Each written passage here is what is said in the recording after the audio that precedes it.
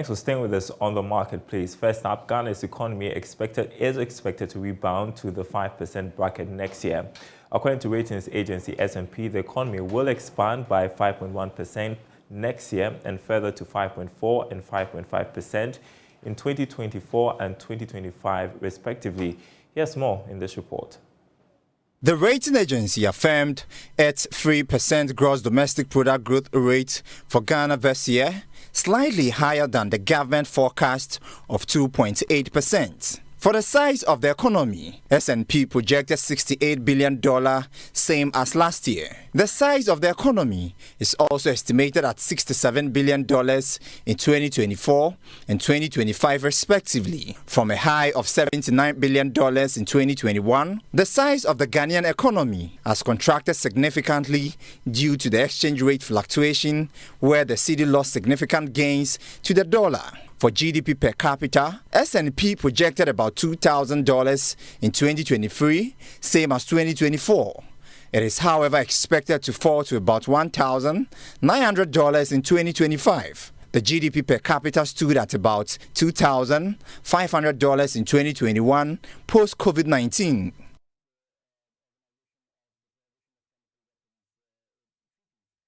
Well, Ghana's economic recovery hinges pretty much on an IMF deal, which was expected to be reached next month. Will that happen?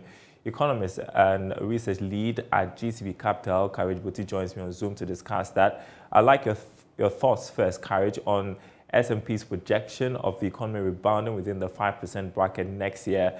Let's just assume we are able to secure an IMF deal. Would that be feasible? Well, good afternoon to your listeners. Their projection of, I think, 3% for 2023, we are broadly aligned on that. But for the reasons you are citing, we expect a deal with the IMF will be finalized in the coming weeks or months, really, pending how the negotiations go with these bilateral creditors and all of that. Now, once that comes to play, you expect the government to embark on some front-loaded fiscal consolidation. That will mean that capital expenditure, growth-enhancing expenditure won't be as much as possible. I think expenditure will be restricted to the non-discretionary expenditures and, of course, the social interventions that are needed to keep the economy running while we work critically to resolve the debt problem and the fiscal imbalances that are there to create space for more targeted and growth-enhancing spending in the future. And so with that backdrop, 2024 growth projection, as they look at it, about 5%, sounds to me a bit bullish. And we were looking at something just around the levels of 2023 or even slightly slower, given the scope of fiscal tightening that we expect during the IMF program, and especially in the first year of the IMF program, which might mean that job creation, infrastructure, and growth-enhancing expenditures could be curtailed a bit. We would not expect a lot of flows into maybe the growth-enhancing sectors like we would have seen in a normal year, really. But that said, 2024 is an election year. We've seen in 2016 and even 2020 that despite the difficulties and the urgent need for consolidation, we've seen we've seen instances where governments have overblown their budget a bit. So maybe in the event of such unlikely happenings, unlikely because we are under a program, in the event of such unlikely happenings, then we could see some more expenditure than usual in an election year, which might prop growth a bit. But again, 5% looks to me a bit more bullish than what the details would have suggested. And especially as we are not too sure what's going to happen we know we are going to secure an IMF deal, but we don't know when it's going to happen. Well, initially the target was first quarter. Today is the 28th of February. Tomorrow we enter the 1st of March and the countdown begins. Does it appear we're going to secure that deal in the first quarter, looking at how things are going? What are the outstanding matters we need to settle before board approval? Well, that timeline hangs in a balance. Among the many things we have to do, we needed to show progress with domestic debt exchange. That is done and dusted. I think what is outstanding now is securing financing assurances with your bilateral creditors, really. And it's all part and parcel of doing external debt restructuring. the process as we decide to use the common framework now. And I guess these delays are the reasons government was trying to avoid the common framework and deploy other alternatives in the first place. But I think this proved to be the more credible and the one that could guarantee the most participation. But it requires that you start negotiations with your bilateral creditors to secure financing assurances with them. First, that they will give you a debt treatment, and especially to get assurances that they will fund your program going forward. Remember, our deficit for 2023, the plan is to finance them from concessional financing entirely, really. And so you need to get those assurances from these creditors that they will fund the program. And that is, I believe, the major thing outstanding now to approach the IMF board. It looks like the Paris Club and the other creditor groups have expressed, even if informally, some willingness to support Ghana on this journey.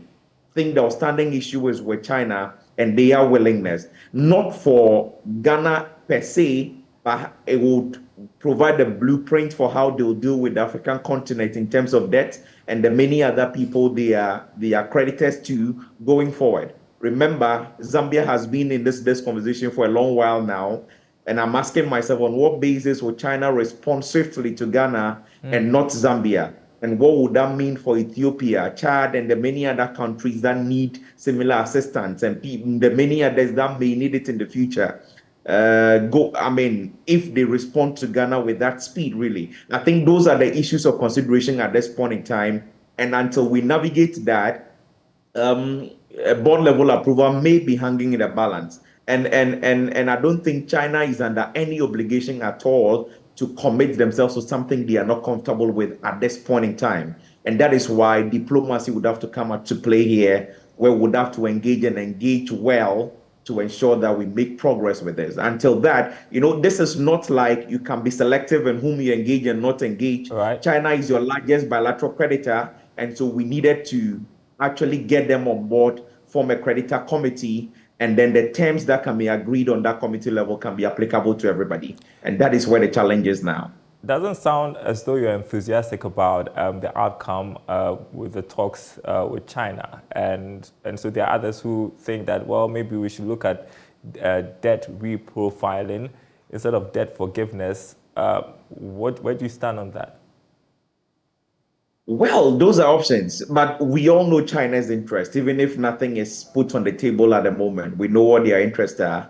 I feel we need to negotiate, and this is where diplomacy comes in. We need to negotiate, and in that negotiation, I'm asking myself, what is it that China will want that we are not doing already?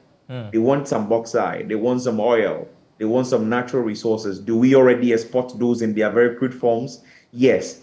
What will it take for us to switch trade in those things from the other partners to China now, if that is what it would take to give us a deal? We need to look at it and what ramifications it will have for our own economic development agenda. We need to look at it holistically, to the extent that some of these concessions will not have much dire consequences than they already are, or will not distort our own development agenda significantly. I think we have to look into some of those concessions, really. And then the other options available. For instance, if debt cancellation is something China is opposed to, and it seems, then what are the options? Will it be about extending the tenor? Are they open to that? If those are the conditions, let's look at it in the framework of how it will help us secure the needed financing assurances, because we need to get an IMF program in place to start correcting some of the imbalances we have in place now. The longer it stays, or the longer this thing stays without getting approval, the more the consequences, or the much the consequences will be for our economy. So we need to look at the various options and look at what works and what could help us achieve a deal as soon as possible. And then we can think about building resilience going forward, and especially how to deal with China as a lender going forward. Because you know that if you fall into such a situation again, God forbid, you would have to deal with these scenarios all over again. And so we need to refine our relationship with China going forward. We'll start this. And speak of consequences, my last question, Courage. What would be the implication if we do not have an IMF deal in this first quarter? We are actually just limping now. least, I think the biggest consequences on the balance of payment front, we are limping, and we are aware, the Bank of Ghana governor told us where our reserve levels were at the last MPC meeting preceding that. We are aware what the numbers are and what the consequences may be going forward. Without extraordinary interventions, we might grind to a halt. Remember, we've had to suspend external debt service for some categories of external debt to at least try to manage the situation. 2 Eurobond maturities fell due, one in January, and I think 2 others in February. There are 3 others coming up in March. We haven't honored any of those interest obligations. And by virtue of that, we are in selective default because the 30-day window for the January coupon obligation has actually passed. And so we are in default technically, and there are more of those coming. And so until we make progress with the external debt restructuring conversation where we could become current on those debt service again, we will be rated in those distress levels and in that selective default category, which will prolong our, if you like, hiatus from the international capital market, or our enforced or induced a lockout from the international capital market, and the consequences that may come with it are quite dire. And so we need to look at it holistically and see what ways we can speedily get a deal with the IMF, and by extension secure debt restructuring, which will mean that we can get back being current on our external debt, which is good for our economic profile going forward. We really do not have enough time, do we? Thank you so much, Courage Buti, the economist, also research lead at GCB Capital. Let's move on to another story we are following for you. Ghana will soon have the potential to export vaccines in other parts of the African continent whilst creating jobs for the unemployed youth. That's according to German ambassador to Ghana, Daniel Kroll. Now, Parliament a couple of days ago passed the National Vaccine Institute Bill 2022 to facilitate the production of vaccines here in Ghana. The move is to, among many other things, shield the Ghanaian population against epidemics, which usually impact negatively on the economy. In a bid to support the program, the German government says it is jointly working with the European Union to ramp up funding to the tune of 2.8 million euros for vaccine production.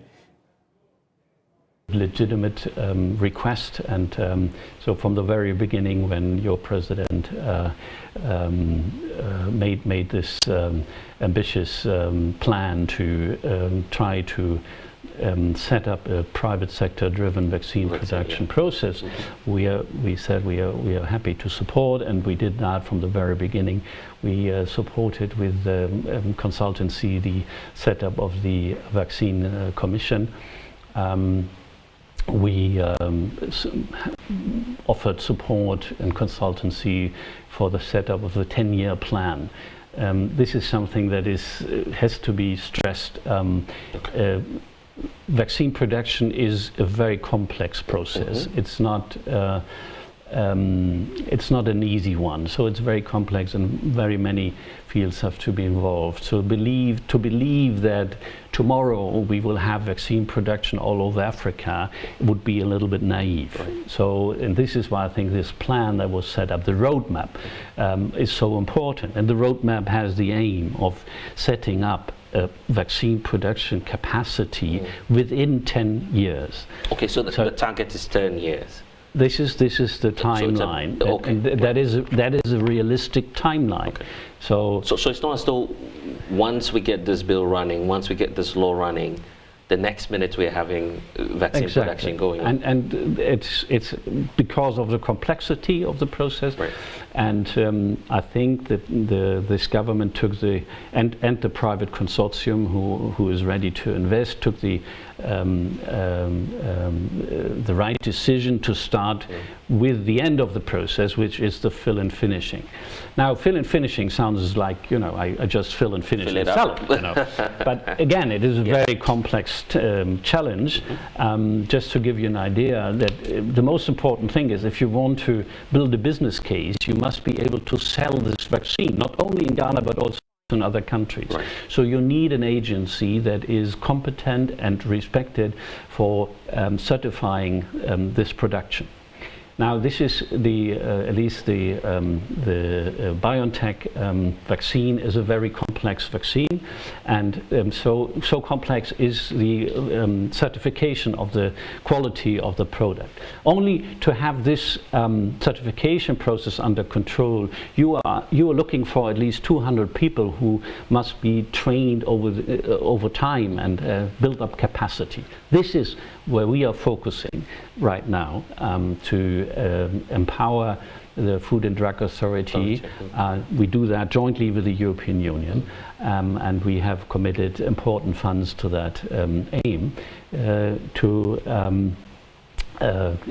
increase the capacity, the competence of this institution. It is a very prestigious institute. It is it's top ranked in Africa, so they start from a very high level, and it needs a little on top to be added. Okay, let's talk about the modalities. How much, first of all, are you committing to this project? Do we know any amounts that you're we have for the time 21 to 24 committed 5 million. Okay. Plus we have the European Union who co-finances 2.5 million. And in the most recent government-to-government negotiations in Berlin, Germany promised to consider to continue this type of cooperation after 24. Beyond that, are we likely to see experts from Germany coming to the country? And how do you intend to support in terms of the technical aspect? Yeah, certainly. I mean, there are not so many experts around the world who have the expertise. So Ghanaian experts will go to Germany, will go to other countries in Europe and America, and we will help to help that experts from Germany and other countries come to Ghana to support the relevant institutions in this process. All right, still within the health sector, the Federation of African Medical Equipment, Disposables, Devices, Manufacturers and Suppliers says about 98% of all medical devices used in Ghana are imported. The chief executive of the organization, Anthony Ameka, describes this as worrying and calls for investment into the sector to encourage local production. He was speaking at the India-Ghana Pharma Business Summit in Accra. The India-Ghana Pharma Business Meet, a forum under the auspices of the Pharmaceutical Export Promotion Council of India, Pharmaceutical, is aimed at providing pharmaceutical companies from India the needed help to explore the African markets. In all, 44 pharmaceutical companies arrived in Ghana for the summit. Speaking at the opening ceremony, the Director of Pharmaceutical Export Promotion Council of India, organizers of the event, Murali Krishna, explained further what the summit seeks to achieve. Our objective is to promote trade in pharmaceuticals and daily products with African countries and all the regions for the region. And we are here to promote bilateral trade between India and Ghana, and also to see how best we can cooperate with Ghana in the area of pharmaceuticals.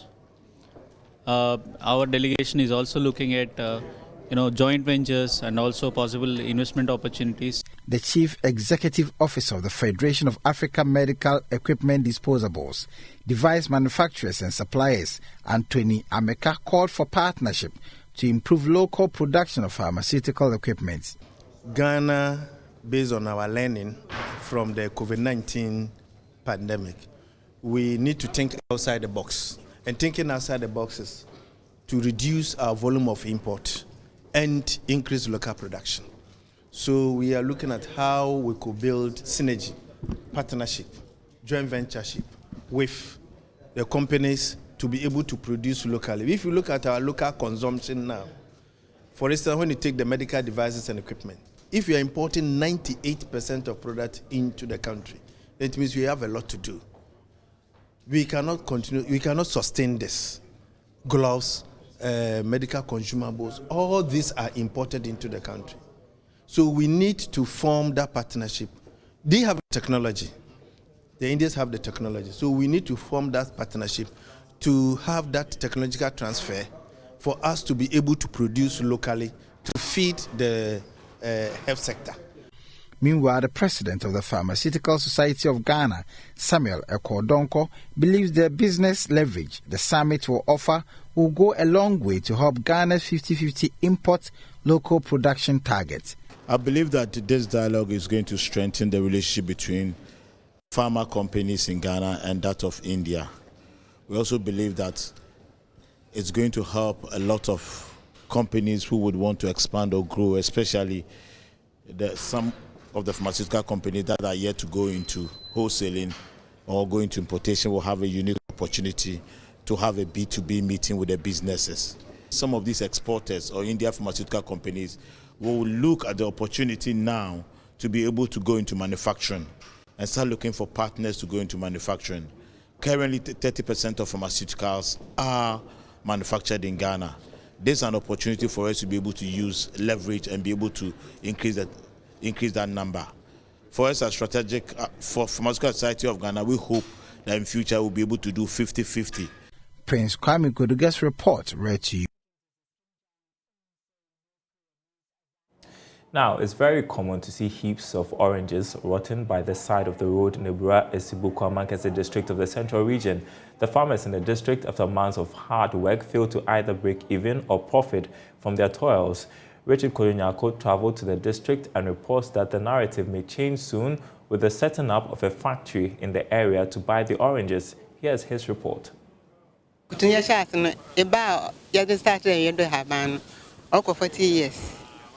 We started this farm when I gave birth to my first son. He's almost 40 years. When he was 36, my husband passed on, and so it became very difficult for me to manage the farm. 60-year-old Araba Ayidana has been farming here at Nyamidom for more than 4 decades. In those days when she started, the citrus was like gold.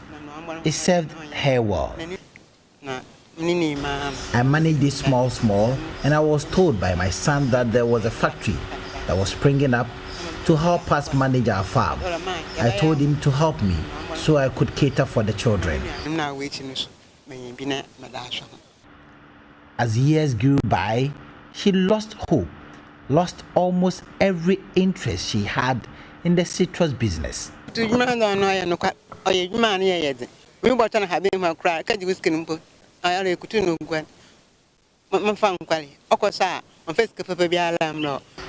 Selling the oranges comes with some difficulty. When they come for the oranges, payment even becomes difficult. Many do not want to even pay after coming for the oranges.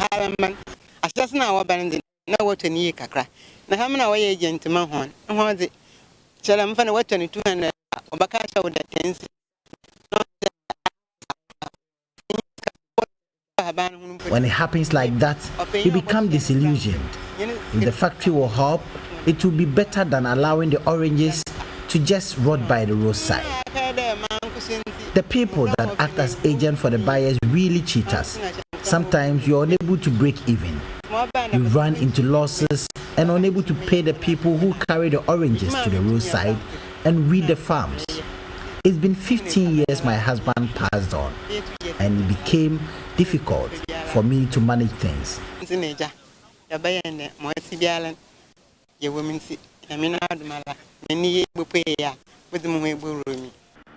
The entire Abra Sebuko Mankese district is noted for the production of citrus. The Agricultural Extension Services census states that the district is the #1 producer of oranges in the entire country, with over 2,000 registered citrus farmers and about 7,000 unregistered ones. Citrus farmers like Araba Ayidana toil day and night to till the land, labor to care for the plants, contract loans to buy pesticides, and all the things that are needed to make sure they have their own share of their bumper harvest. But they virtually labor in vain.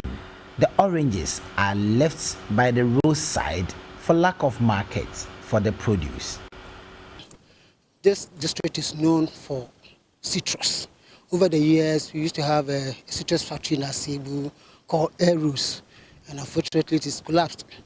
And that was the hope of our farmers, our fathers, and our brothers and sisters over here. After the collapse of the factory, things had been really, really hard for the people. And these farmers, they lost hope, actually. So most of them abandoned their farms. When you go to a village like Aswanse, Yamidom, it's a highly populated citrus community. And they left their farms for about 10 years. And they even started cutting them off. Michael Amos is a community liaison officer for the Central Citrus Processing Limited, a factory that is galvanizing the hopes. Well, that's some great stuff happening there in the Central region. That brings us to the end of the program this afternoon. Thanks for watching, everyone. More news on our website, myjoyonline.com/business. We have more on our top story on S&P's projection for our economy over there, myjoyonline.com/business. My name is Darryl Kwa. Thanks for watching. See you same time tomorrow.